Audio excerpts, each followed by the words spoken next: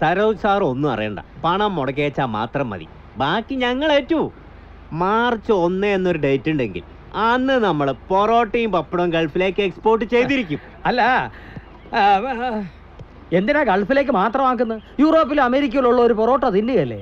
അതിരിക്കട്ടെ, കാച്ചിയ പപ്പടമാണോ നമ്മൾ കയറ്റി അയക്കാൻ പോകുന്നത്? വിഡിത്തം പറയാതിരിക്കൂ. പച്ചവെള്ളം, പച്ചാളം. ഈ കാച്ചിയ പപ്പടമാകുമ്പോ എയർപോർട്ടിലുള്ളവന്മാർ തട്ടുകയും മുട്ടുകയും ചെയ്ത് പപ്പടം പൊടിഞ്ഞു പോകില്ലേ? മിസ്റ്റർ സരോജ്, ഫ്ലാറ്റിന് താഴെ ചെറിയൊരു സീനുണ്ടല്ലോ, അതിപ്പോ എടുത്തില്ലെങ്കിൽ ഫ്ലാറ്റിലെ സീൻ ഒന്ന് ഫിനിഷ് ചെയ്യാൻ പറ്റില്ല. എല്ലാവരും വെയിറ്റ് ചെയ്യാ. അതിലും വലിയ കാര്യങ്ങളാണ് ഞങ്ങൾ ഇവിടെ ഡിസ്കസ് ചെയ്തുകൊണ്ടിരിക്കുന്നത്. ഞങ്ങൾ പൊറോട്ടയും പപ്പടവും എക്സ്പോർട്ട് ചെയ്യുകയാണ്. ഇതെന്റെ ബിസിനസ് പാർട്ട്നേഴ്സ് വത്സൻ കൊണ്ടോട്ടി, നമസ്കാരം, ബെൻസ് മാത്യു, കുര്യച്ചൻ തുട്ടിപ്പാറ. നമസ്കാരം.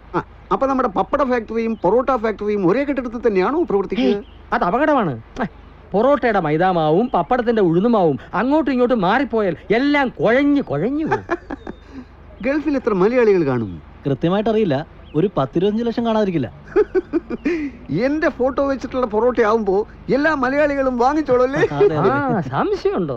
സൂപ്പർ സ്റ്റാർ സരോജ് കുമാറിന്റെ പൊറോട്ട ആവുമ്പോ ഒരു ഗൾഫ് മലയാളി മിനിമം 2 പൊറോട്ട വെച്ച് അപ്പൊ തന്നെ ദിവസം 50 ലക്ഷം പൊറോട്ട വേണ്ടി വരും. ഇത്രയും പൊറോട്ട ദിവസേന നമ്മുടെ ഫാക്ടറിയിൽ ഉണ്ടാക്കാൻ പറ്റുമോ? ലൈറ്റ് പോകുന്നതിന് മുമ്പ് നമുക്ക് ആ ഷോട്ട് അങ്ങ് എടുക്കായിരുന്നു. ഞാൻ പൊറോട്ട തിന്നുന്ന ഫോട്ടോ എടുക്കാനാണ് ഇവർ വന്നിരിക്കുന്നത്. അത് ഈ പാക്കറ്റിന്റെ പുറത്തൊട്ടിക്കാൻ. അത് കഴിഞ്ഞ് ഞാൻ വരൂ. അപ്പൊ നമുക്ക് ഫോട്ടോ എടുത്തേക്കാം അല്ലേ? അവൻ ഉടനെ ഒന്നും വരുന്ന ലക്ഷണമില്ല. ആ പാഷാണം പച്ചാളവും ഏതോ കുറെ ബിസിനസ് പാർട്ട്നേഴ്സും ഒക്കെ ചേർന്ന് ഫോട്ടോ എടുപ്പും ചർച്ചയൊക്കെ. അവന്റെ അമ്മൂമ്മയുടെ ഒരു പൊറോട്ടയും പപ്പടവും. അരമണിക്കൂറിനകം ഡേ ലൈറ്റ് പോവും. 19-ാം തീയതി പടം ഇറക്കണം. പറഞ്ഞിട്ട് എന്താ കാര്യം? വിളിച്ചിട്ട് വരണ്ടേ? കാലിനടിയിൽ നിന്നും മണ്ണൊലിച്ചു പോകുന്ന അവൻ അറിയുന്നില്ല. കഴിഞ്ഞ ആഴ്ച ഇറങ്ങി അവന്റെ 2 പടവും പൊളിഞ്ഞു. എന്നിട്ടും തെമ്മാടിത്തത്തിന് ഒരു കുറവുമില്ല. ഒരു കാര്യം ചെയ്യാവുതയാ, റഫീക്ക് തല്ലുന്ന സീൻ പിന്നെ എടുക്കാം. ഗായത്രിയുടെ ഡേറ്റ് തീരുകയാണ്. അതുകൊണ്ട് നമുക്ക് ഫ്ലാറ്റിനകത്ത സീൻ ആദ്യം എടുക്കാം. രഞ്ജയ്, ലൊക്കേഷൻ ഷിഫ്റ്റ്. ബാലേട്ടനെ മരണത്തിലേക്ക് തള്ളിവിടാൻ കർട്ടന് പിന്നിൽ നിന്ന് കളിച്ചതും താൻ തന്നെയാണെന്ന് ഞാൻ ഊഹിച്ചു. ഇപ്പോൾ എല്ലാം ബോധ്യമായി.